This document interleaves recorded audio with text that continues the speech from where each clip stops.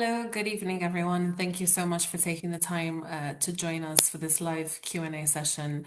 My name is Aveen Karim, and I'm the Deputy Foreign Editor here at The National, based in Abu Dhabi. I'm joined here by my colleagues from different places in the world tonight. So we have Rory Reynolds, our Assistant Editor-in-Chief, based in Abu Dhabi. Fatima Al Mahmoud, also in Abu Dhabi, our foreign affairs reporter, Lizzie Porter, our Istanbul correspondent, Thomas Helm joining us from Jerusalem, and Thomas Harding, our security and policy editor, joining us from London. So the last time we held a Q&A session was actually on Saturday evening after the very rapidly developing escalation that has taken place here since then. The escalation has been even bigger across the region, not just here in the Gulf. And one of the biggest moments that has taken place in the past 2 days is arguably the killing of Iran's supreme leader, Ayatollah Ali Khamenei. Strikes are ongoing, and the repercussions are massive. So I will start with Rory. If you can please give us just an overview of the past 2 days in the UAE and the wider Gulf region. Thanks, Sabine, and thank you to everyone for joining us. I know some people have been glued to the news all day in the Gulf, and then obviously in the US or Europe, you might be joining us slightly later in the day. So we'll just very quickly recap what's happened today, the third day of Iranian strikes on the Gulf and Israel. Today was really the day that the Iranian regime struck energy infrastructure in the Gulf, and that was most pronounced in its strike at Saudi Aramco's Ras Tanura refinery, which is one of the largest of its kind anywhere in the world. It handles about 500,000 barrels of crude per day. And you might have seen the videos on our social media channels of sort of fire burning out of the storage units, what appears to be storage units. The other sort of dramatic event and strike in infrastructure was Qatar having to shut down all of its liquefied natural gas production.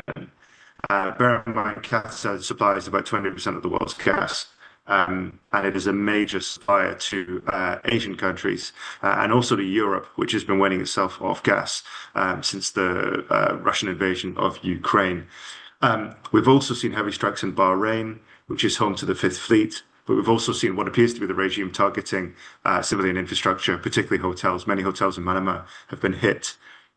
And then Kuwait, we also saw a sort of an incident involving what appears to be friendly fire, in which three F-15 Strike Eagles were shot down. Now, it's not clear exactly if the Kuwaiti shot them down by accident or if there was interspersed fire between them, but something along those lines happened. All six pilots in the double cockpits ejected safely. But there was also smoke seen around the embassy. So a lot happening in a very short space of time today. The attacks on energy infrastructure, oil and gas in particular, obviously have the ability to spiral out of control. There's already the harassment and attacks of oil tankers in the Strait of Hormuz. We've seen several over the past 24 hours. And so we've already seen the impact of that on oil prices. And this was only on, sort of Sunday night, Monday morning. So there's a lot more to talk about there. I think we'll probably come back to that. The other thing I wanted to mention, just to give you an idea of what the situation is in UAE, which obviously was very targeted on Saturday in the kind of opening salvo of Iran's strikes. So Dubai and Abu Dhabi and some of the other Emirates receiving hits. Dubai Airport, Abu Dhabi Airport, both struck, both with injuries, one fatality. We had some good news tonight that the limited number of flights in those two places are going to resume, but we'll come back to that a bit later. I think some of our audience have questions on that. And then also just to give you an idea, that the UAE has shot down the vast majority of the many hundreds of ballistic missiles, drones, and rockets, cruise missiles fired at the UAE. And most of the strikes, most of the the fires that we've seen have been from falling debris rather than direct attacks on targets, which is a testament to the kind of infrastructure and defenses that they have here. But certainly a very alarming Saturday and Sunday. Things are a little quieter today, slightly more back to normal, but obviously It remains to be seen how long but this will go on for.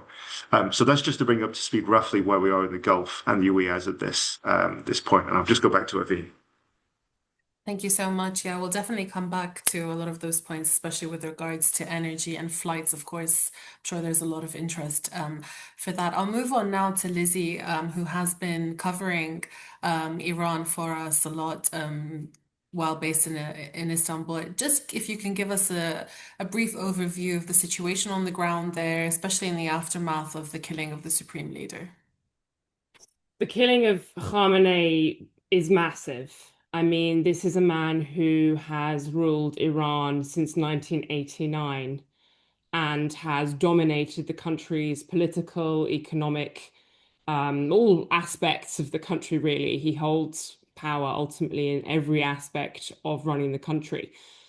After his death was confirmed, I mean, it sort of came in waves with Israel saying first and then Trump. Iran initially denied it. There were sort of some statements going around with denials. But then, sort of in very, very early hours of the morning on Sunday, it was confirmed by the president, by the IRGC, the Islamic Revolutionary Guard Corps, that is. And, it was sort of became obvious that he had been killed. Immediate, I mean, Iranians, a lot of Iranians are very happy that he was gone. Like I said, this is a man who has ruled over a country where many, many, many people have been killed, executed, had their freedoms curtailed in one way or another. They are living through a years-long economic collapse, and they were happy to see the back of him. Other people came out in mourning, and I was talking to someone today, actually, an Iranian friend. She said, despite these bombs, they're still. I mean, we don't know the exact numbers, but tens of thousands of people came out in these big morning marches in squares across the country to mourn him. I think among those who are happy, they are still concerned about and their country is still being bombed. Their country is being attacked, and the way that this has gone is not. People are still really scared about the military operations that are going on, the war. People cannot contact their families because most of the communications are down. Today, we saw confirmation from the Iranian Red Crescent that 555 people have been killed across the country. There are increasing images coming out of civilian areas that have either been hit directly or have been damaged because of shrapnel and the blast waves. That includes the Golistan Palace, which is an amazing historical palace in Tehran. So I think people have been happy. A lot of people are happy that Khamenei is gone, but a lot of people are also saying, where did this go now? Their future is uncertain. So we've had quickly a sort of leadership council, a temporary leadership council was put in place that consists of President Masoud Pezeshkian, the head of the judiciary, a man called Mohsen Ejai, and a man called Ali Reza Arafi, who is a cleric has the backing of the IRGC, and he sort of worked alongside Khamenei to build out the seminaries in Iran over the past few decades. He, there are some people saying he could become the next supreme leader, but it's ultimately up to a council of 88 clerics to decide on that, and that has not been done yet. But just so I think the main point is that despite happiness over Khamenei being killed, there is a lot of uncertainty about where this goes next, given the aims of this war are not clear, how long it goes on are not clear. Very true. I think those are the questions that a lot of people have. I'll move on now to Thomas Helm. Tom, you have been on the ground for us in Jerusalem for, quite a few different waves of conflict. How has what you've been seeing over the past few days, how does it differ to the feeling that you had or what you were seeing last year in June during the 12-day war between Israel and Iran, or from previous bouts of conflict that has happened since October 7, 2023? Well, it's an interesting question because I think up until pretty much yesterday evening and today, it didn't feel very different from the 12-day war. We were in a familiar cycle of getting these alerts on our phones, then hearing the sirens, going to the shelters, and the probability of an Iranian missile coming through being relatively low, but not impossible. And when they did come through, being quite used to the possibility that people would die as a result, even though the numbers have stayed far lower than they have in other arenas. One of the interesting things that changed yesterday was that we had, for the first time I can remember since even October 7, a significant strike in Jerusalem where I live. And I was sitting, it was late at night, and we heard a massive boom, similar to the interceptions that we hear otherwise, but this one was a lot louder, and people were visibly shocked. Then we got news that this major missile strike had hit a road in the north, in the sort of suburb of the north of the city. And it really hit home that actually the Iranians can hit Jerusalem in a manner that we haven't really seen before, because there was this sort of perceived wisdom that Israel's enemies wouldn't go for Jerusalem given its very large Palestinian population and given sites like the Al-Aqsa Mosque. Then, to make that story even more interesting, this morning the IRGC started putting out statements saying that calling on people in the occupied territories, reference to Palestinians, to move away from military installations in a sign that perhaps the IRGC was about to target even areas in East Jerusalem. That also came alongside a statement saying that they'd targeted the offices of Prime Minister Benjamin Netanyahu. They claimed a successful attack, as far as I can tell, but we didn't see any evidence of it. So that would, I'd say, that's been a sort of an important shift today, at least. It remains to be seen how much they can do in Jerusalem, because the air defense systems here are pretty formidable. But in the sort of general formula of how these wars have gone, I'd say that was a big shift that I've picked up on today. Thanks. And speaking of the capabilities and attacks, Thomas Harding, I'll come to you next. Just if you can give us a bit of an overview of the different capabilities that the different sides have, whether it's the US, Iran, Israel, Gulf states. We had President Trump earlier saying that this could last from anywhere to 4 to 5 weeks. Do they have the capacity to keep fighting back, the Iranians? Yeah, it's your question.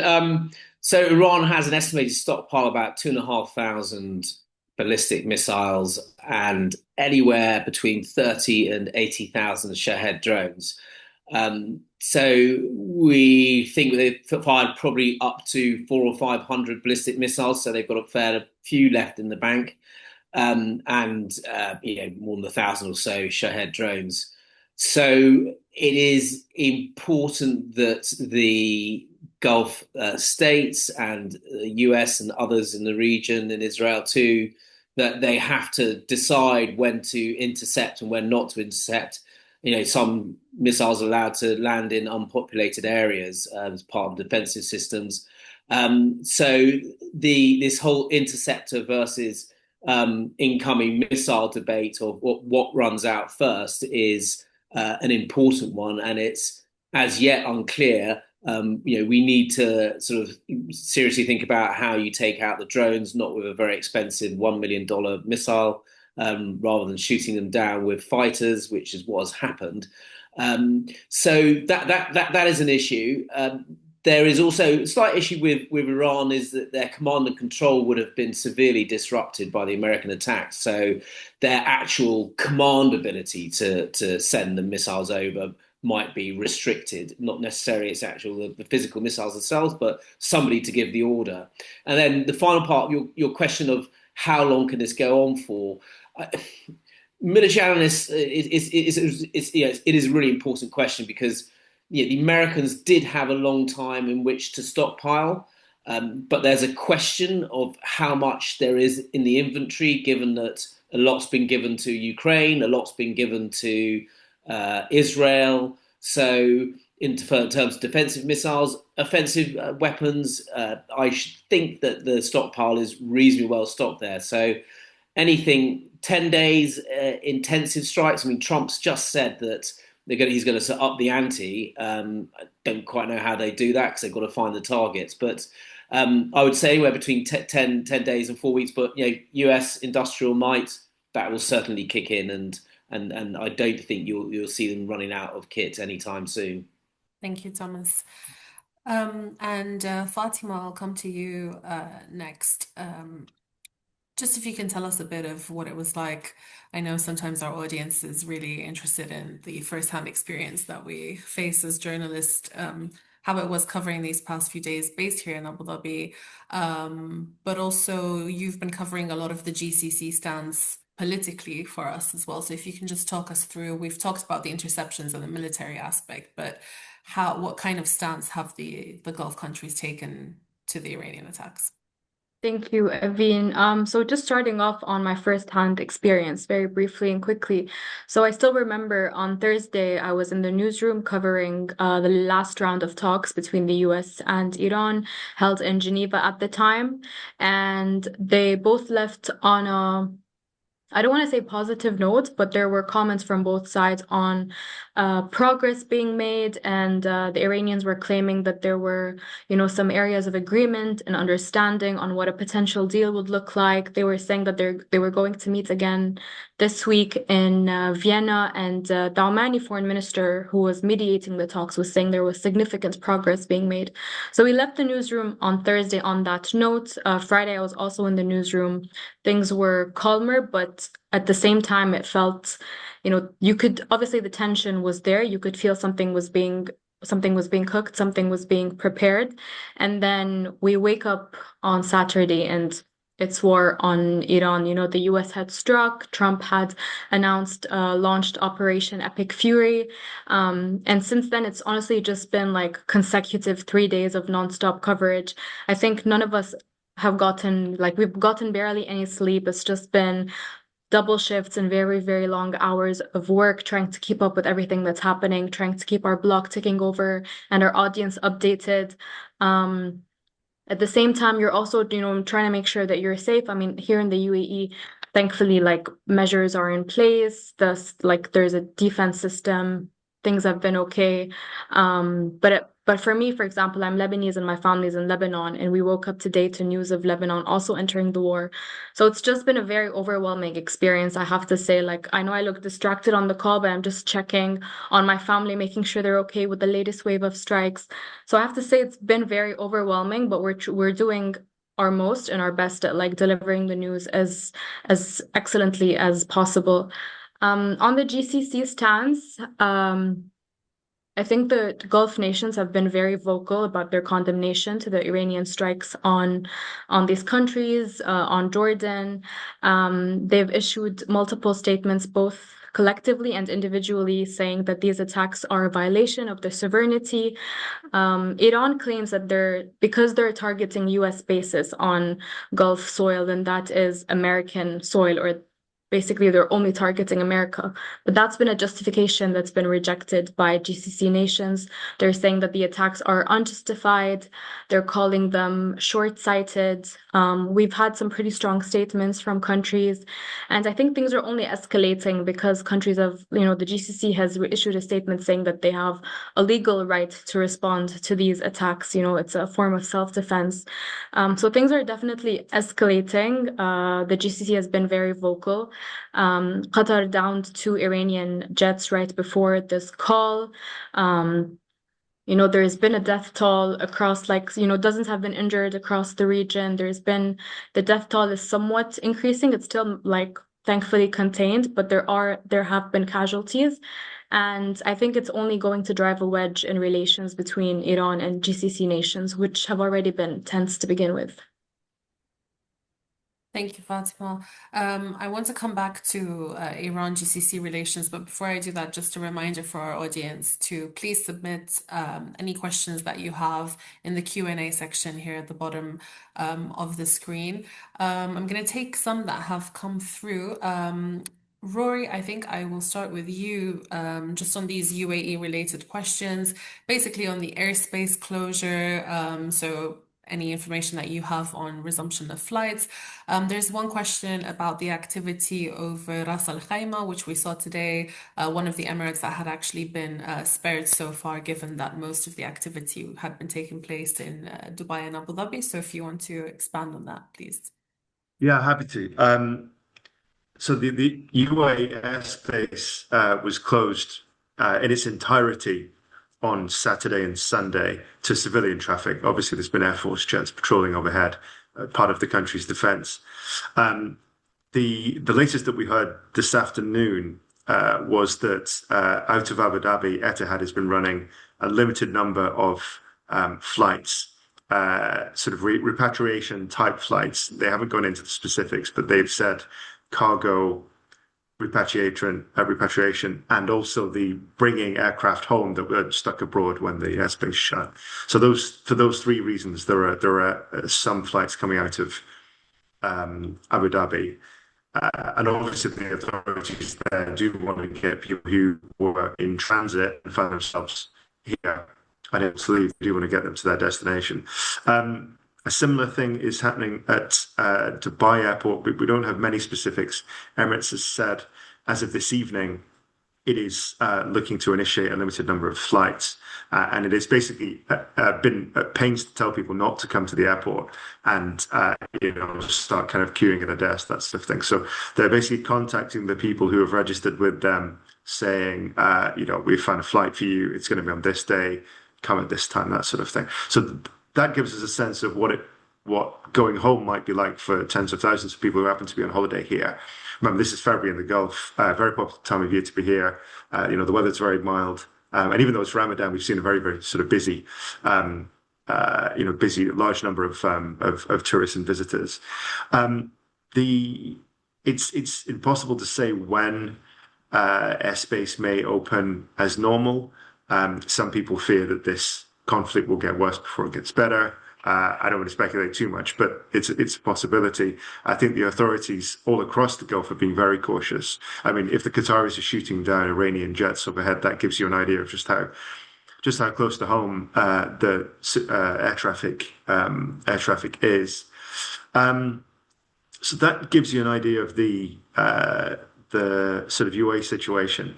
I mean, as far as air defenses go, Thomas touched on this a bit, but we certainly have UAE Air Force sort of patrolling overhead, and that they're part of the defense against the sort of incoming ballistic missiles, cruise missiles, and drones.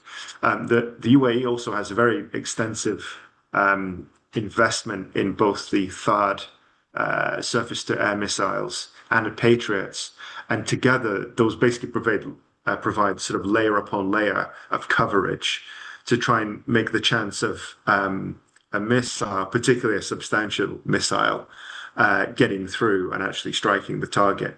And as I mentioned at the beginning of the call, very, very few projectiles have actually hit what we believe to be the targets. So we have had them landing in sort of random areas. Obviously, some have been struck. Jebel Ali Port, there was a fire. I mentioned both airports suffered some damage when they were hit. And also, it seems clear that the Iranian regime has deliberately targeted some hotels, landmark hotels in Dubai, on the Saturday. But there is this layer upon layer of protection. There's also a running tally, and I must say the authorities have been remarkably frank about what they're shooting down, when, and sort of as much as they can where it happened. So, for example, today the example from our viewer there, Ras Al Khaimah, there was a drone brought down over an area called Al Hamra Village. It's sort of holidaymaker and residence sort of area. It's sort of very built up. It's not clear what the target was of that strike. I don't think we know. But what is clear is it was intercepted and then went down. There don't appear to be any injuries, certainly non-serious. So, but that's one of the first times we've heard of someone outside Dubai and Abu Dhabi being hit. Whether it was targeted or not, we're not sure. So that gives you an idea of where we are with airspace closures, flights, and to some extent the sort of air defenses that we're seeing in action. Thomas Harding, is there anything you want to add to that? Because I'm sure a lot of people are curious as to how the interception works and what the mechanism is behind that. Yeah, it's something called integrated air defense, is but how you defend places like the UAE. Ukraine has built this quite significantly, but you will have the jet fighters quite far out, um, and they will have the very sophisticated advanced radars that can pick up incoming drones or missiles, cruise missiles, and attempt to take those down away from civilian areas. Anything that gets through that layer of defense will then it will take over from ground defenses. So, like the THAAD interceptors, very expensive missiles, $12 million each, or but they're hit to kill, so they will hit hypersonic missiles head on. Astonishing piece of technology.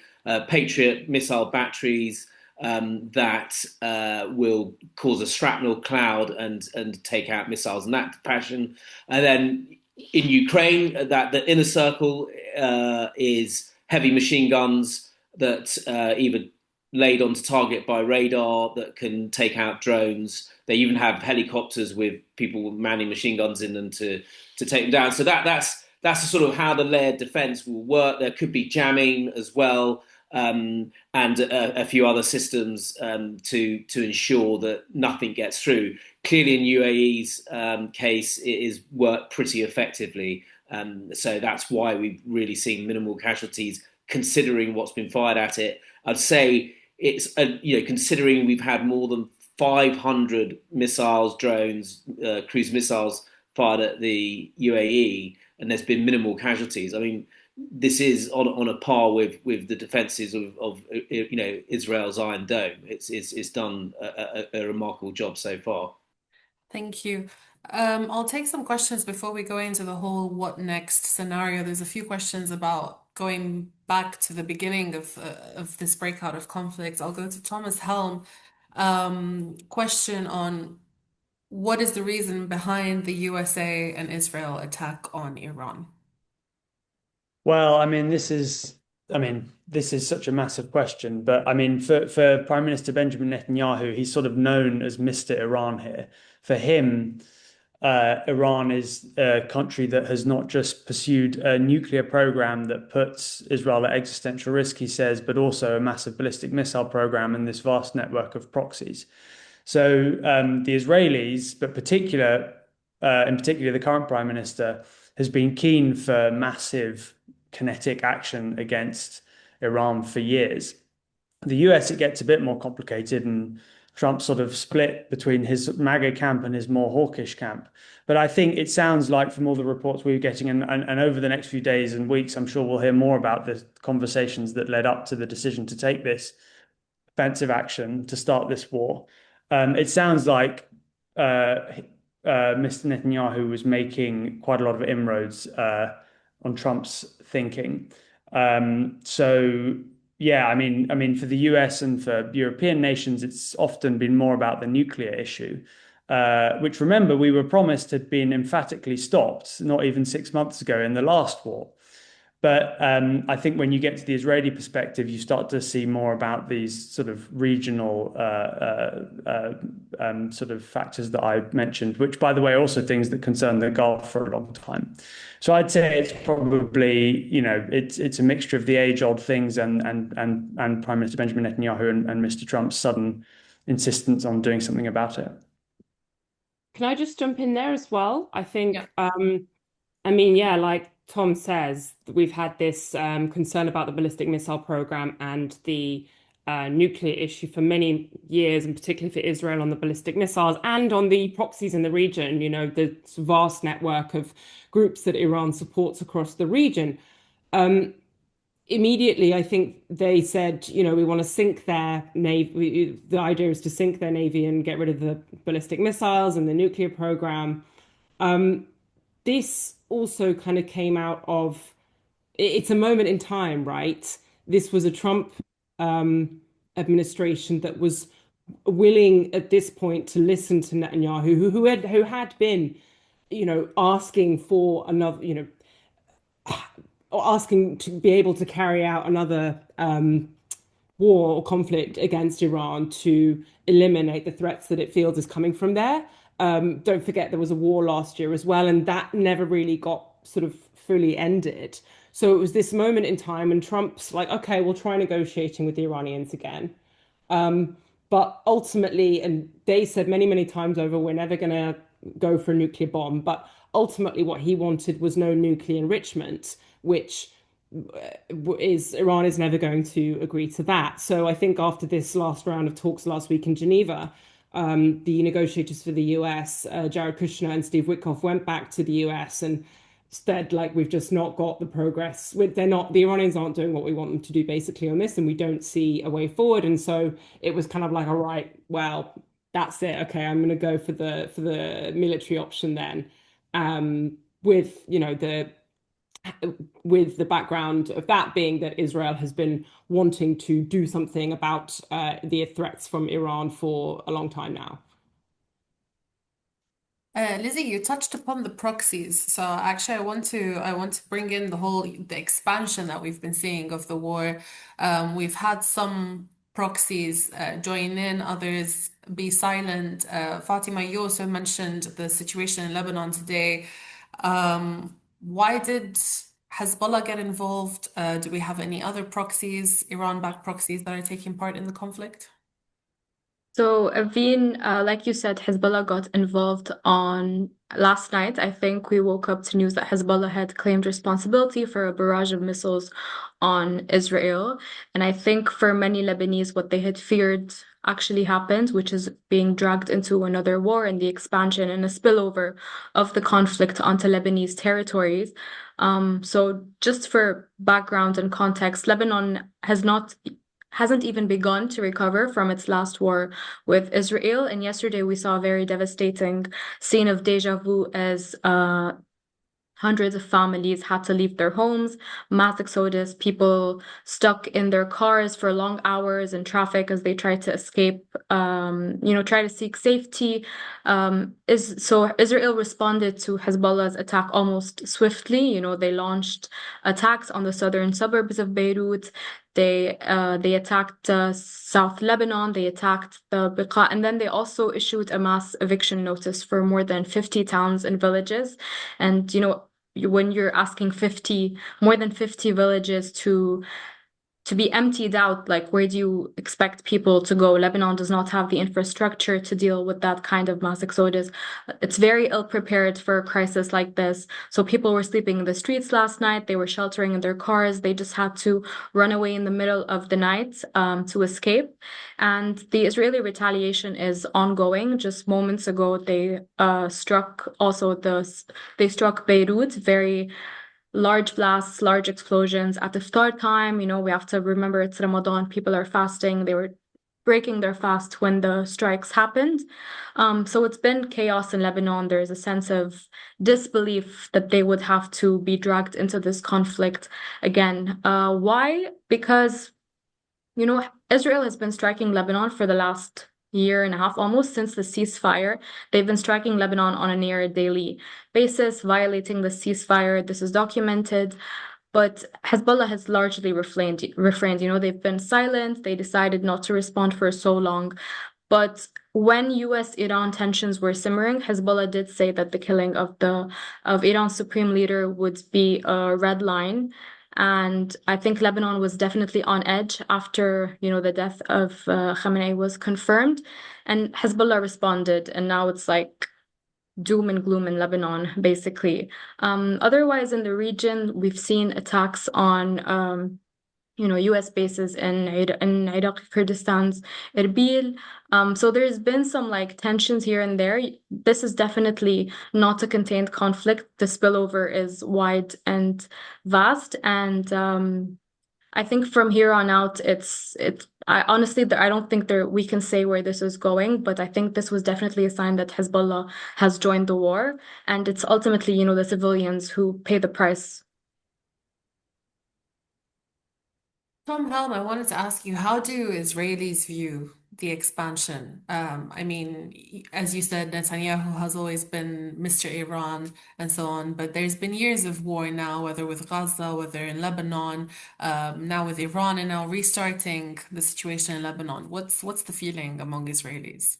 Well, there's concern that Hezbollah are getting involved, but it's worth mentioning that when October 7 broke out, Hezbollah was probably the greatest threat after Iran that was forefront in Israelis' minds, more so than Hamas, more so than any of the militant groups in the West Bank.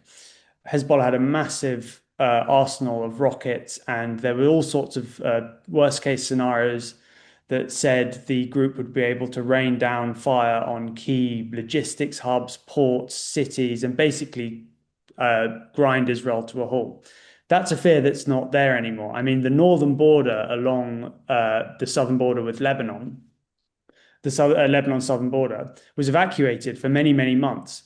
And what's been really interesting is that since Hezbollah has got involved, the Israelis haven't even bothered to move people south. They have called up reservists, and before Hezbollah got involved, there was talk of sort of bolstering security along the fence. But for me, as someone who's been here when Hezbollah was the biggest threat and when it emptied out vast tracts of northern Israel, the fact that Hezbollah's involvement is really not leading to that much concrete change on the ground in Israel is very significant.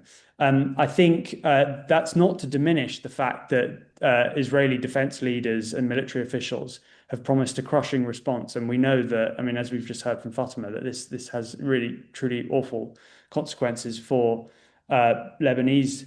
But I'd say that for me, purely looking at this from the angle of someone who's been reporting from Israel, the entrance of Hezbollah has felt secondary. It hasn't felt nearly as consequential as I would have assumed it to be, as it would have felt, at the beginning of the war, the beginning of, well, around October 7th.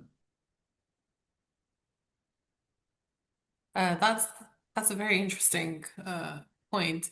Um, Speaking of expansion on the Middle Eastern side, I want to look as well as possible expansion on the other side as well.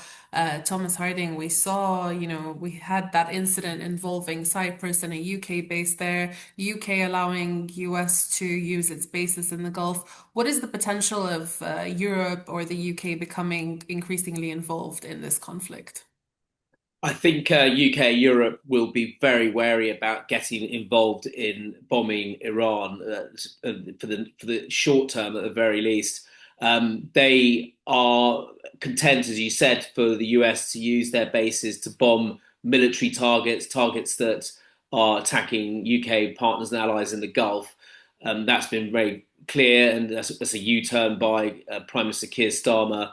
An important one. The Americans were unhappy with the Brits for not doing that earlier, but it's done now.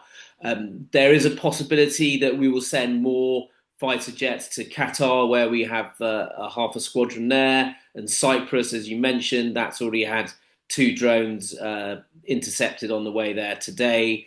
And we might send a Type 45 destroyer, which is a specialist in air defense. The French are sending the Charles de Gaulle aircraft carrier to the region. We don't quite know where yet.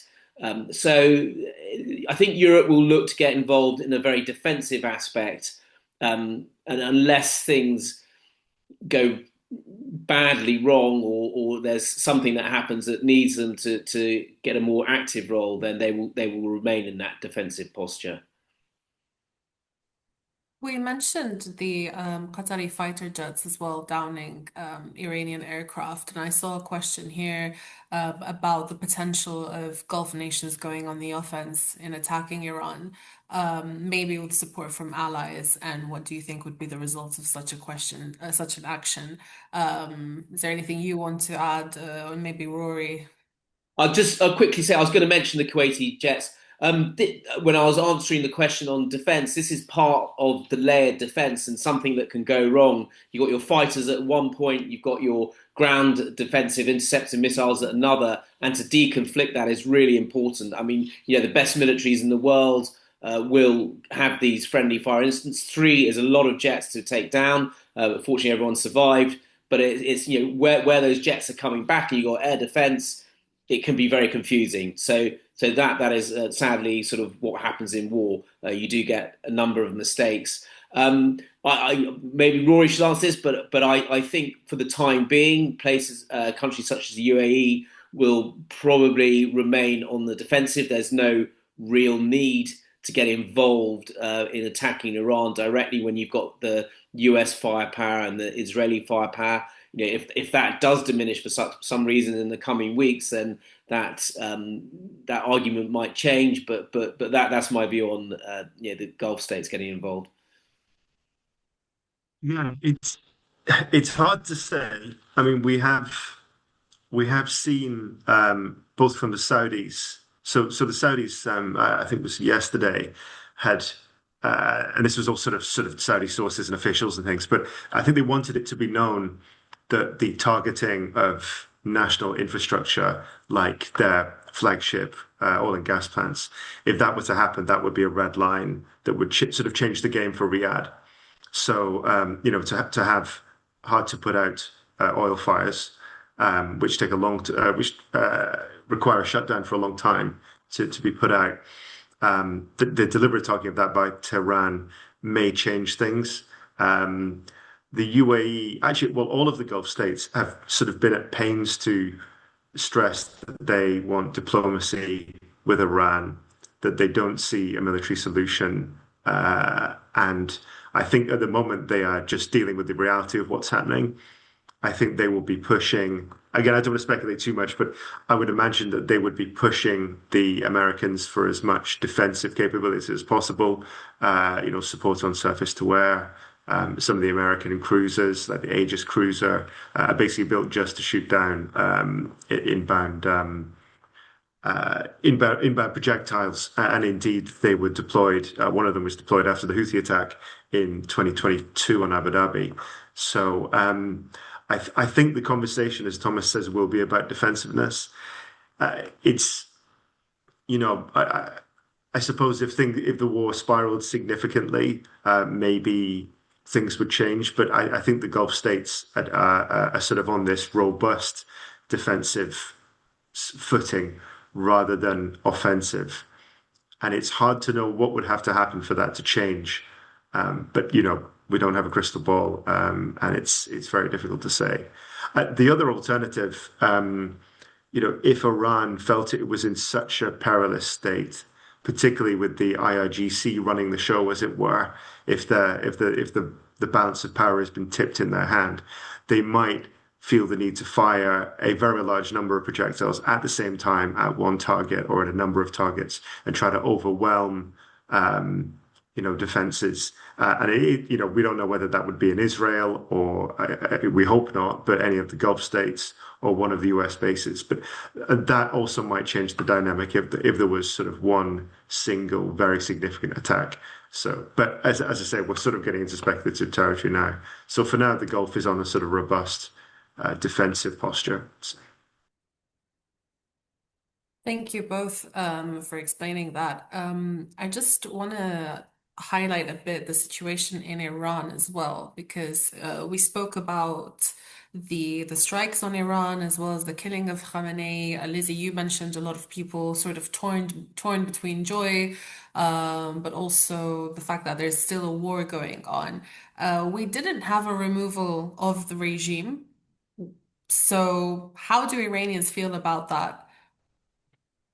Conflicting feelings, I think. And I think it's really important in this stage to bear in mind that multiple truths can be true at the same time. People are happy that Khamenei has gone, but are, you know, very, very scared and angry about their country being attacked and about there being a war. I've got lots of Iranian friends who are looking at pictures of Tehran and seeing where their families lived or grew up being bombed, and also knowing that those bombings are the thing that has killed the person that caused you so much pain is a very, very difficult feeling to sit with, whilst also not knowing how long the US and Israel are going to keep bombing and what is going to come out of all of this. There have also been civilian casualties. I spoke about that a little bit before. Iranian Red Crescent has confirmed 555, excuse me, including also strikes on hospitals. So there's a big hospital called Gandhi in Tehran that has sustained significant damage. Other hospitals around the country have been evacuated. People in intensive care have been taken out in ambulances. A strike on a school in the south of the country killed 175 people, mostly girls, like young girls. The Americans said that they were looking into that. The Israelis said they had no knowledge of strikes in the area yesterday. Iran is blaming it on one of those forces. So yeah, there is significant trauma, and this is already, Iranians already lived through a brutal crackdown on the protests last month, at least 7,000 people killed, maybe many, many more, and a war last year. So they're already dealing with all of that. And again, this, while also, feeling joy at the, degradation of a regime that has caused them so much pain. I think in terms of what comes next, it's very, very hard to tell. I think a lot depends on how much the Israeli and US campaign degrades not only the leadership, Khamenei, because they can be replaced, as is already happening, but the systems that have supported him. Do they lead to, a situation in which the Iranian security forces and the IRGC cannot contain a popular uprising that may happen? So far, that is not the case. If an exiled leader like Pahlavi or someone else was to try and lead the country, they would face significant opposition at the moment. And also, how do you go from kind of where we are now to, regime change? We're not there yet. And that's the kind of limbo that we're in, which is causing people a lot of, distress over what happens next. Despite them really, maybe wanting regime change, they're just not sure what's going to happen. And given that we've seen, lots of civilians killed over the past couple of days, what the cost is going to be. An interesting thing as well is we've seen openness from President Trump about speaking to those in power now, to Iran. And Fatima, I'll come back to you. You mentioned how at the beginning, before all of this kicked off, you were covering the talks that were taking place. Obviously, this all happened mid-negotiations. And maybe Tom Helm as well, if you want to jump in, just on how, like, where would we go from here in terms of a possible end to conflict? I think we had one question as well about how the Gulf will push for a diplomatic solution, but we're in a situation now where Iran has attacked the Gulf and the very mediators. So where would we go from here? I'm just going to start, if that's okay, Tom, on especially on Oman. So, like I said, Oman was mediating the talks, and they've been pushing for a diplomatic solution. Actually, just yesterday, the Oman's foreign minister put up a tweet saying that the door to diplomacy is still open, urging Iran and the US to return to the negotiating table, and saying that there was, genuine progress towards an unprecedented deal. So the fact that the Omanis are still urging for diplomacy, they're still urging for dialogue, and they see potential for a deal is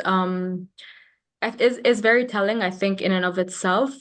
Before the strike as well, the Omani foreign minister was in the US speaking to the Americans. He appeared in a media interview, which was a very rare, very rare instance, I would say. So the fact that they were pushing for diplomacy so hard and still are, hopefully means that potentially that is an option. President Trump said in a media interview yesterday that he agreed to talk to Iran's interim leadership, but today Iranian officials said that they are not interested in negotiations with the US, and they basically denied what Trump was claiming. So it's a very I have to say it's a very confusing, very conflicting and complicated situation at the moment. I know for a fact that Gulf states are still urging for diplomacy even after being attacked. All their statements that they're issuing are urging for de-escalation, calling for dialogue and a return to the negotiating table. But I think definitely Iran is on thin ice, if that's accurate to say, because it was the Gulf who had been pushing for dialogue. It was the Gulf who had been urging, against an attack on Iran. And now by attacking these states, Iran is increasingly finding itself isolated. And like the UAE diplomatic advisor to President Sheikh Mohammed said, Dr. Anwar Girgash, that Tehran is isolating itself at a very critical moment. It needs its neighbors at the moment. And they keep reaffirming that despite their differences with Iran, it's still a neighbor. They still have a gentleman's agreement that all Gulf states said at the start that they would not allow the US to use its bases on their soil to target Iran. So the fact that Iran is now attacking these bases has led to, some sort of distrust between the two. But hopefully diplomacy prevails. Hopefully all these calls for de-escalation, reach the right ears and they pay off. Let's see how it plays out. Hopefully they do. Can I jump in there on Turkey? I'll just add a very brief. Turkey has not been attacked, and it's interesting in that it is in the same position as the Gulf states in many ways, in that it also said we will not allow our territory to be used for attacks on Iran, and was doing a lot of diplomacy, and also has bases housing US troops, so like the Gulf countries, and yet it has not been attacked. There's multiple sort of, theories behind that. But I think Turkey's also been doing a lot of diplomacy in the past 2 days. I actually tallied, Hakan Fidan has had 15 calls with 15 different foreign ministers in the past 2 days. Erdogan has spoken with Trump and Pezeshkian in Iran. I think there may be space in Turkey to take up some sort of slack in the negotiating, if that's the right word, to take up some role in the negotiations if there is not the space to do it in the Gulf, if it's not, given this kind of burning of bridges that Iran has done, if it no longer feels appropriate for those, for the Gulf actors to be the main mediators. Turkey would do it. Whether it could succeed is another question, of course. Tom Helm, anything you want to add on possible? Well, I think the scariest thing about this war is that I can't really give you a good answer to that question. And that the Israelis don't criticize their government when we're in the middle of a war, as a general rule. The small criticism that we have seen from the Jewish Israeli left was that where does this end, basically? How is it that less than a year ago we were being told this existential threat was no more? And yet here we are fighting the same campaign because of the same existential threat that we were promised didn't exist.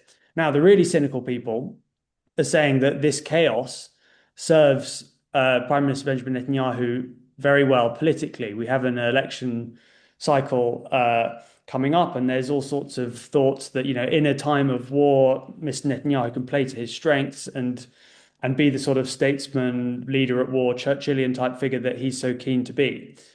We've actually seen from polling in previous conflicts with Iran and with other sort of regional actors that he does get a polling boost, but it's never that significant to sort of massively change his positioning in the sort of complicated coalition politics that Israel has.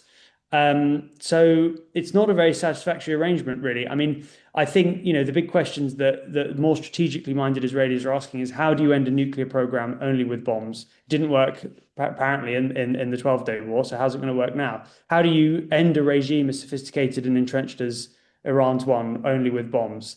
Does it not require boots on the ground? All these sorts of questions. And also, how on earth do you prompt Iranians to take to the streets in massive numbers so shortly after a massive, brutal suppression when there are bombs falling from American and Israeli jets? So I think from the Israeli perspective, there isn't really much, there isn't a great deal being contributed as to how this war might end. There's the old saying that Israel thinks a lot more about tactics than strategy, and I think 3 days in, that's kind of where my head is as well at the moment. Um, Tom makes a really good point. I'm just going to very briefly add to it. I mean, the idea that the regime could fall just to airstrikes is somewhat fanciful, considering there are many hundreds of thousands in the military and it's something like 125,000 IRGC, hardline Yeah. dedicated troops. Also, from the sort of Trump prism, this has all happened the wrong way around because people went out on the streets to try and fight for their right to a new country and died in huge numbers before all of this is happening. And now Trump is sort of putting the ball back into the hands of the Iranian people to do so again. It seems, to Tom's point, it seems very unlikely that there will be a mass revolution while there's so much uncertainty and while the protests of January were put down so ruthlessly. I feel that that's why none of us have a good answer for what happens next, because there's the off ramp, as the Americans say, is very hard to find here. Mm. And definitely people will be reluctant to go out while strikes are still happening as well this time around. I'm conscious of time, so I just want to make sure that we answer the questions that have come through. Thomas Harding, this one is actually directed to you. The Qataris confirmed they bombed 2 Sukhois from Iran. Does that mark a significant escalation so soon, given this might be the first time Iran sends warplanes in Gulf airspace? Um, Again, you could argue that it's a defensive measure, so it's that's fair game. I'm surprised Iran managed to get any aircraft in the air because sanctions have really crippled it. Although it might have got weapons from Russia, which we've reported on before. I don't think it's a defensive measure. Again, I don't think it's an escalation as yet by Gulf states attacking Iran directly. Thank you. And another one about the UAE being disproportionately more attacked than other GCC countries. Rory, you were talking about the numbers. Is that actually true? Sorry, I just cut off for a second on the number of strikes. So we have a question about why is the It UAE is. It is receiving true. Yeah, more attacks? UAE has had considerably more attacks than others. Potentially, it's got it is one of the it's probably the most prominent Gulf state in terms of foreigners, tourism. So if you want to attract people's attention, you go for the most prominent and high profile country, and that would be what behind Iran's thinking, I would argue. I think there was an element of that on Saturday with the choice of targets. Again, I don't want to speculate, but the attacking hotels on the Palm Jumeirah, those are civilian infrastructure, not military targets. It seems to be a very cynical attempt by the regime to get people following and to disrupt the economy. Another question, please jump in. Whoever wants to answer. Will we see boots on the ground by the Americans to force a regime change or a coup d'etat? I I think fear that one's for me potentially, but last time American boots were on the ground in Iran was in I think 1979, and it didn't go terribly well. Eagle's Claw operation went pretty badly for them, but maybe times are different. You would definitely get mission creep accusations then, similar to what happened in Iraq. I think they'd be very wary. You can't rule out special forces operations if they see a target of opportunity, especially considering their success in Venezuela with President Maduro. You can't entirely rule it out, but in large numbers, I really doubt that, and they'd be in serious trouble if they got to that point. I think Pete Hegseth just spoke in the past couple of hours and didn't rule it out, but also said we're not going to get involved in a long war. Yeah. We anti, Iraq, Afghanistan style. They're not wanting to repeat that. saying they're not You wanting. want the threat hanging over the Iranians, basically. So it's a form of deterrence, so that the sort of they disperse their forces, etc. But Yeah, and I mean, another scenario is rather than regime change, it's change within the regime. So whoever comes next is more, it abandons the principles that Israel and the US see as threats. So the ballistic missile program, the proxy groups, the spread the revolution, the anti-Western, hardline anti-Western rhetoric, the nuclear enrichment, although that's always going to, I don't see how they get around that, because Iran is always going to say we want our right to enrichment, and the Americans and the Israelis are going to say no enrichment, right? So if you get some sort of softening of the Iranian positions and essentially abandoning, the tenets of the Islamic Republic and the ideals that it was based on, and becoming some sort of more a state that abandons those ideals and feel is less of a threat, the US and Israel feels less of a threat, then that might be enough to stop this war and potential subsequent wars. I think the rest of the questions are similar to what we've answered. A lot of questions about airspace, which Rory has addressed. Seems like, flights might resume soon. Isn't the US using the nuclear issue as a pretext to attack Iran and make Middle Eastern countries suffer? What is being done to prevent attacks on oil refineries since oil prices will rise? The US did something similar in Iraq and no weapons were found.